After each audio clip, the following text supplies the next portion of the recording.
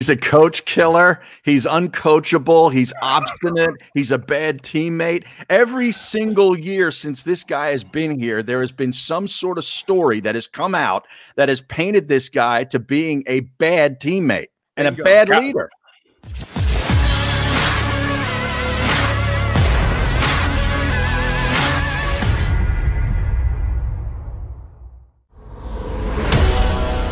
Monday, in which Patrick Mahomes getting knocked out of a football game and nearly losing that football game in Kansas City isn't even like top 3 crazy on what's going on. The Sixers have basically been relegated to Villanova, where I don't think they're going to play again for another month. At this point. We have Carson Wentz slander coming out over the weekend. And my goodness, I mean, just think about this, gentlemen. Barrett Brooks, Harry Mays, Eitan Shander with you for the next 2 hours. This has Roseman's hands all over this. This has Peterson remnants of it. Like, all of a sudden, Carson Wentz was getting blamed for draft picks. I mean, this is insanity. What's going on down there with the Philadelphia Eagles? He's a coach killer. He's uncoachable. He's obstinate. He's a bad teammate. Every single year since this guy has been here, there has been some sort of story that has come out that has painted this guy to being a bad teammate and a bad leader. I mean, this is what, it's the second or third article. Unbelievable, man. Every year, though, as far as like, it's almost like clockwork where somebody inside the organization, I don't even know if you've experienced that with bad quarterbacks. Like, this was happening during 2017. This was happening throughout the entire tenure that he's been here outside of his rookie season. And he's put up good years. Last year, he put up good numbers, and still stuff comes out. And it's a bad teammate. He doesn't listen. Whatever the case may be, he's uncoachable, or he's bad communicator. Whatever. Yes. Refuse. Some of the stuff, I took screen caps of it. Some of the stuff in this Jeff McClain piece was damning. But my point, Barrett, to you was that this seems like it's such a rarity that there would be a franchise quarterback year in and year out where people inside the building have problems with him. Well, you know, it's not always uncommon. In all actuality, Ben's first couple of years, when I was there, when I was with Ben, me and him didn't get along. You know, we didn't get along, but I mean, he got along with a lot of other people, but me and him was like oil and water. You know, there's some cases where guys just don't get along with other guys. You know, the NFL is very cliquish. And, you know, just like any other job, you know, these guys hang with these guys, you know, some guys don't let them play in these reindeer games. You know, you're not allowed to come, you know, play with our football. You know, those are things that happen within a locker room. You know, it happens all the time in office buildings, but it's becoming, you know, it's more than smoke now. You know, it's a fire, you know, it's ignited. You know, it just so happens Carson's just not a friendly guy, I guess, you know, and that's not just me saying it. That's me just reading between the lines. He's just not a good guy to get along with. And there's been times where I've been around people like that. They're just not a friendly person. They're just a gifted athlete. And think of the difference, though. There's a difference between, man, I have to put up with that guy. I have to sit next to this person in my cubicle or line up next to him or hike him the football, put up with him. I'll never hang with him. My kids won't hang with his kids, that stuff, versus I need to go to the Pittsburgh Gazette every single year and make sure the public knows just how bad this dude is. Like, that's happening here in Philadelphia. Right. And this is you know, if you're saying that this is coming from inside the building and, you know, it's got to be coming from somewhere in there. If it is Roseman, that's the guy who mortgaged the draft future to go up and get the guy.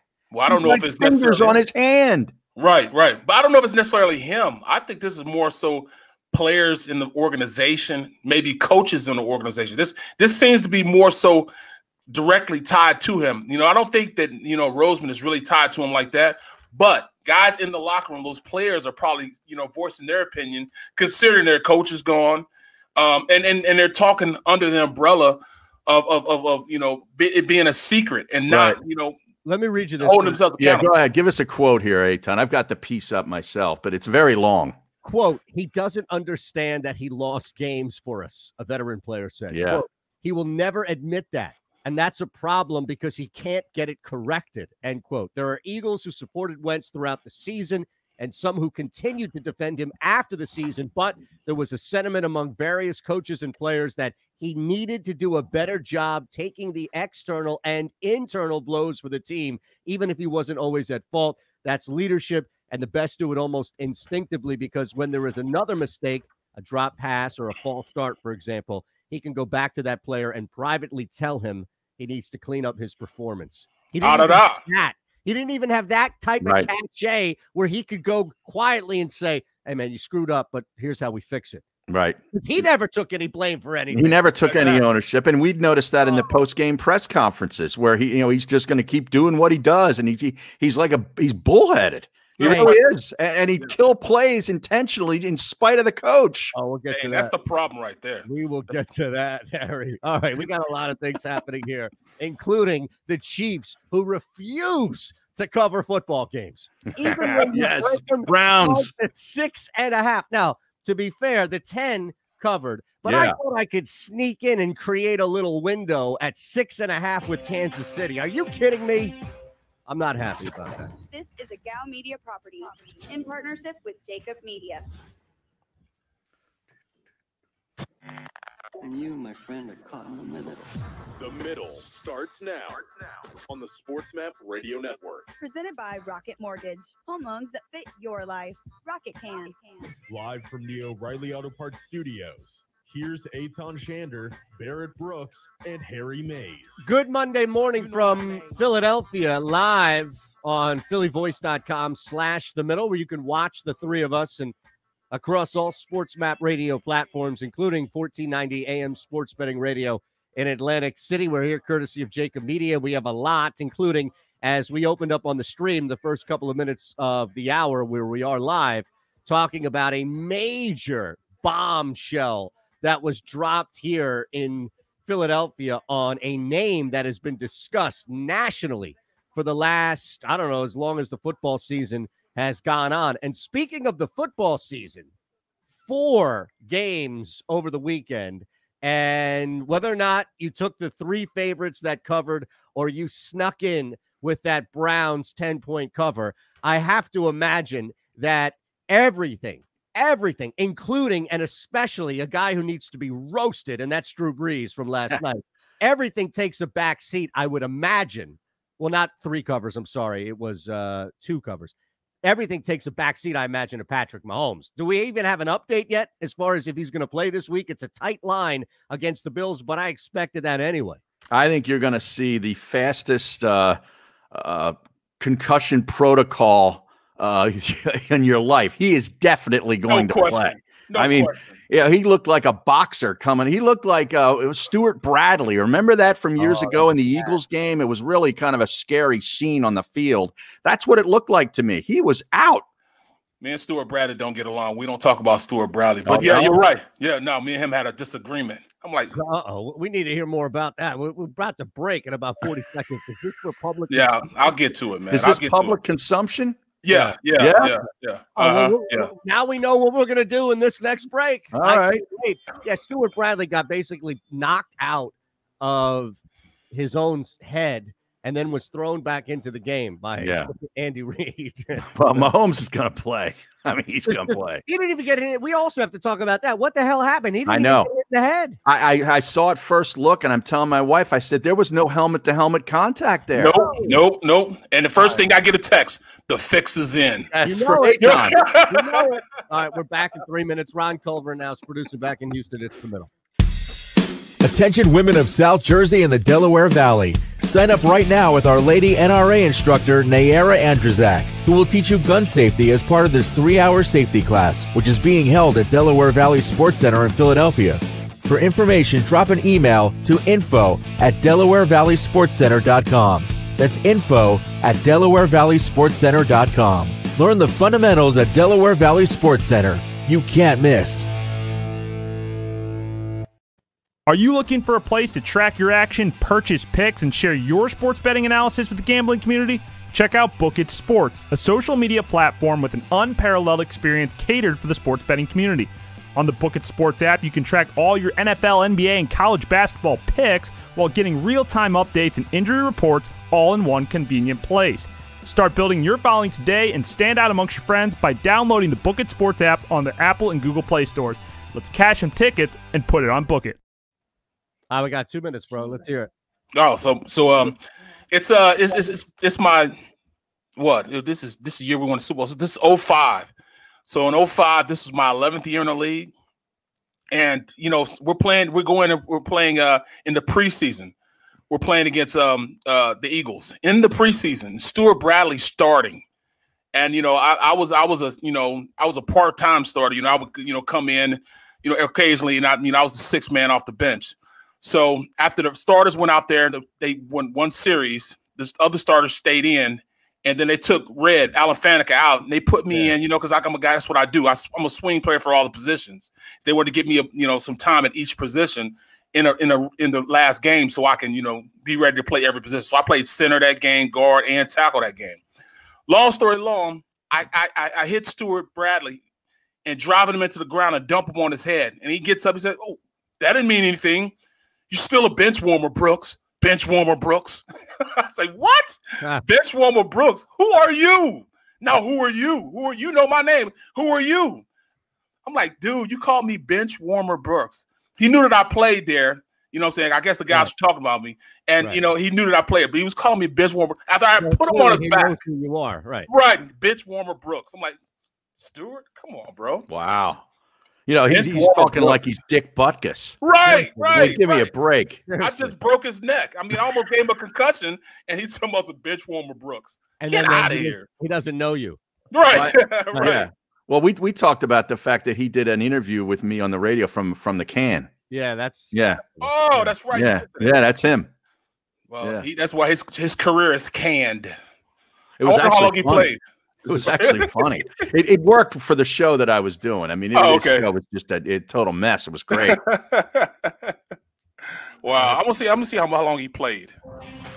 My name is Earl.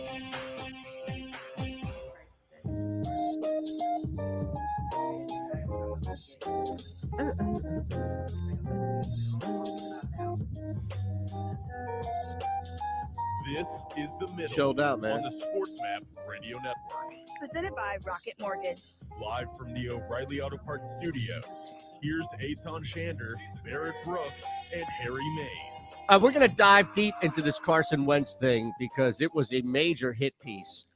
I am curious, though. All three of us, I know, maybe four of us, because I say maybe, Mertitas, who's with us Tuesdays and Thursdays, and I know he's the voice of the NHL. Yes. But he's on our text chain. So we technically have two show chains, but it's for just what makes it easy. We have the four of us on there as well. Right. And at that point, I was thinking, halfway through that game, we haven't heard from Mertitas in like days. He hasn't watched, I guarantee he didn't watch a second of the NFL. He caught highlights at most. No, he probably watched some of those games. You think? Too much hockey going on. Yeah, he was watching hockey. He was at the barn. He was at the practice facility or at his son's game, something like that. But anyway, the point being is we'll get into this Carson thing in a sec. But while we were watching this football game, it really dawned on me, I think, after that interception that still was like a top 10 throw for Carson Wentz all season. But that Chad Henne pick, that's where it starts to dawn on you. Like there's that smack in the face that Chiefs could actually lose this football game. Did either of you feel that way? Because I did. Absolutely. Right there. And yeah, but it's a strange feeling. Yeah. It's something that we haven't really experienced. Even when they were down, Harry, double digits last year, they came back and they won by double. Right. But I actually felt, even at 19-3 or whatever the score was, I was like, the Browns just need to do what the Browns do, and they'll get back into this football game. I thought that, what's his name? Stefanski did an awful job of coaching and play calling in that first half. They had 5 called runs with a running back in that first half. That's not their identity. Their identity is coming in and running football, using both backs. They didn't use Hunt at all in the first. He didn't get one touch in the first half. And that was a problem. It's inexcusable. Right. And and especially with Hunt wanting to get in there and get some revenge on the team that sent him packing. I'd use that venom that he had about playing against them. I'd use that till it was all just sucked out of him. I'd have gave him every time I could. Stefanski did a better job from his basement the week before. Absolutely. Right. He was awful. It was reminiscent of that Jets game. And I told you, come back to that game. There's going to be DNA in their loss. And yeah, it got close, but I looked at it a different way. Not the opposite. Don't think I'm going that way, guys. But I looked at it a little different than Harry, where I was on doing the show yesterday here on the network. And as it hit half, I'm thinking, you look at missed field goal, you look at a couple of field goals where normally that offense converts. This is a 27-3 football game. I felt like it was just a matter of time before the Chiefs just ramped it up and kind of do what they did. And maybe it took a little bit. And that's the Chiefs playing subpar is getting you 19 points. And the difference was Patrick Mahomes goes down and then all bets are off. I mean, as soon as Mahomes goes down, that's it. Like, forget it. I knew the Browns were going to cover that game. And then it goes back to that Henning pick. But, and the Higgins fumble into the end zone. That should have been helmet-to-helmet targeting right there. That was BS, too. How do you miss that call? It was blatant, obvious. He led with his head. Yeah. You know what I'm saying? I mean, I know you want to, take the ball away, dislodge the ball, but still, you can't do that. I mean, that's unacceptable for them not to call that. Anytime during the regular season, that's called. No question. But, America's team was playing, and you get a lot of balls bounce your way when you have that type of cachet, bro. Oh, they're America's team now. Oh, yeah, no question. They got America's darling on the team. They got America's darling. America's favorite. Who, Travis Kelce? Right. No, I mean, Patrick Mahomes is now the face of the NFL. Oh, Mahomes. I thought you were talking about Baker. No, you guys knew who I was talking about, man. No, I'm confused. He's the face of the NFL now. He's a $500 million player. Oh, that's absolutely. what he is. Yes, and we still need to get into what happened physically to him. But real quick before that, as far as that play, and yes, the officials missed it, and yes, you can complain all you want like Sean Payton and jump up and down, and maybe somebody's going to listen to you this offseason, and they can make that reviewable, whatever the case may be. But it took a Patrick Mahomes injury for that play to matter. Because you know damn well that if Mahomes stayed healthy, this would not be a single score game in which that 7 points would really make a difference. Maybe for a cover. So yeah, that's all I'm concerned about here. Okay. All right. Delusions of grandeur out there thinking like, oh, the Browns would have won this game if that Higgins. No. It took a freak injury to Patrick Mahomes in order for us to be having this conversation. That's crazy, man. But hey, look, I know we're going to get back to it, but man, my man Trevor, battle through this COVID, man. Get better, man. And Tyler, he's battling COVID right now, and he's watching us while he's doing it. We appreciate you, bro. Get well. Yep. So. Trevor's been with us for a while. Trevor's been back at when we first started the Twitch show. Well, we are the hydroxychloroquine of radio entertainment here, right? I don't know. That's not a legal statement by any means. I can't support that legally by any means. We're not the disinfectant. Are we the remdesivir of radio entertainment? You're good today, man. Yeah. You're good today. I'm on point. I'm on point, man. There we go, Harry. There we go. You see what I have on the screen behind me?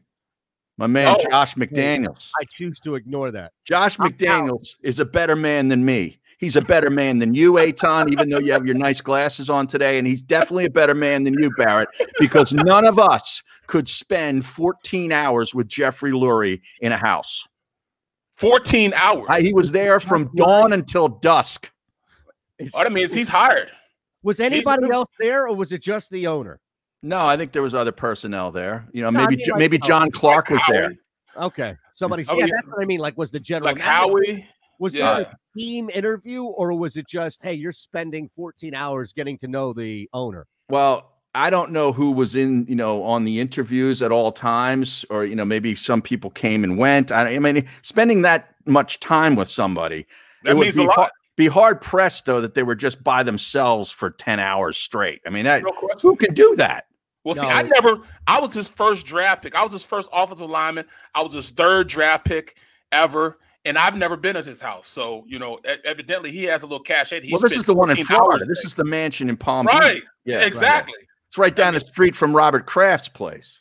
Wow. Yeah. Which one of Kraft's place? The place well, he's got a couple places. Or the place where he lived?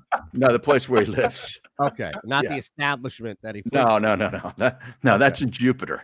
Right. Okay, gotcha. I thought he doesn't live in Jupiter? No, this is like Palm Beach, bro. Got it. Is Jupiter next to where Tampa Bay? It's close to no, that's the other side of the state. Other Okay. side, Yeah. Super Bowl.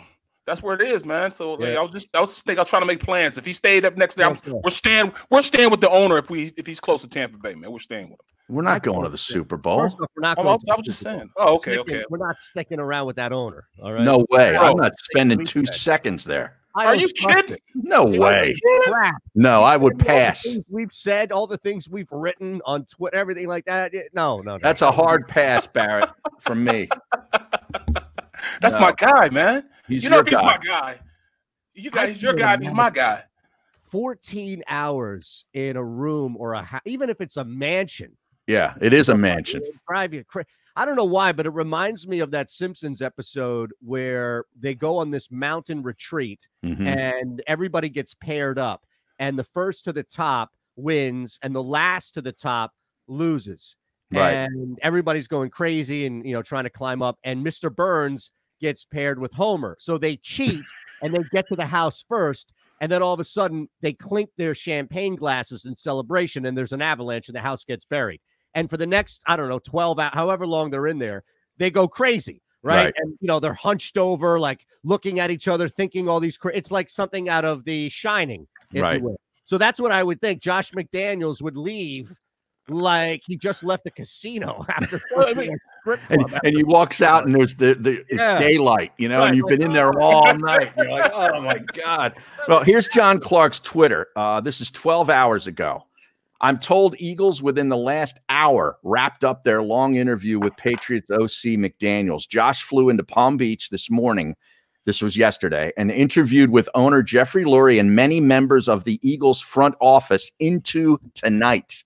So it went from morning through the day. Here's my question.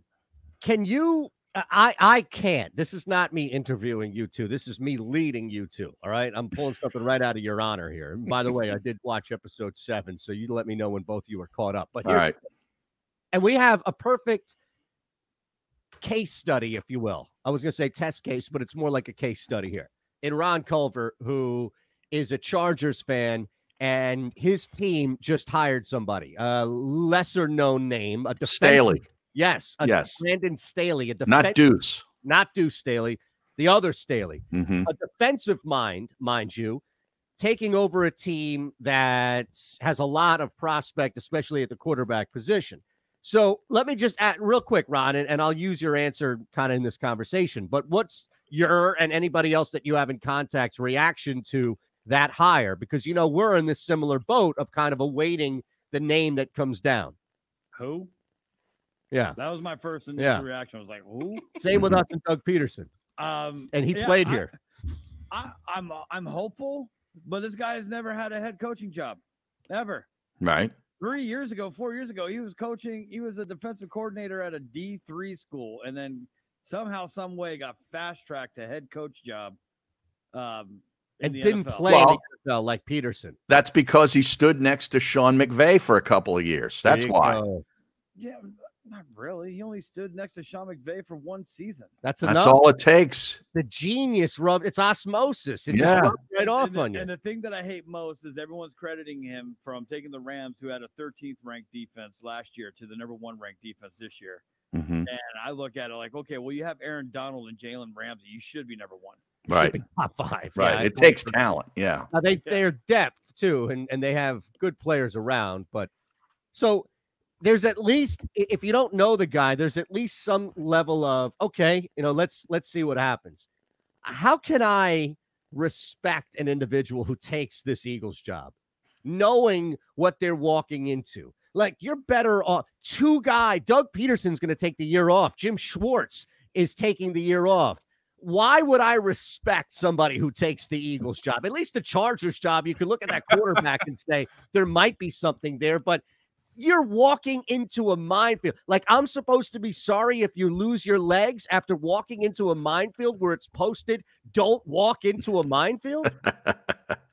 There's only 32 of these jobs, man. Yeah, Harry, I knew you were going to say that. Well, I mean, it's a fact. They're going to get paid millions of dollars, and maybe you get paid millions of dollars to go away after 3 years. Well, yeah, I mean, things could be worse. You're walking into a hornet's nest, but understanding that you could get a little bit, as far as experience, and that's the biggest thing if you're going to take this job, because you're not going to be allowed to go out there and make your decisions. You're not going to go down with your ship. You're going to go down with Howie's ship, Howie and the ownership, not your ship. So that's I mean, that you have to know that walking into this job. Was that a little play on words there? You're going down with the ownership? Yeah. I didn't mean to say it, but yeah, okay. I'll take it. And you've got an obstinate quarterback, franchise player that doesn't want to take any ownership for his lousy play. No, and we're going to get into this coming up here. We'll take a quick one. We have a lot of things. It wasn't just the Chiefs and the Browns that played, although the season is over. And as Harry laid out, a lot because of just Kevin Stefanski and that offense and the game plan. But the Chiefs move on. We anticipate, and we'll know midweek, but we anticipate that Patrick Mahomes is going to play. And then you have the 3 other games, including last night, that provided a lot of excitement right down to the end. So we'll touch on that. And then, as Harry said, a quarterback here in Philadelphia who got a bomb dropped on his head over the weekend. It's The Middle, phillyvoice.com/The Middle, and SportsMap Radio.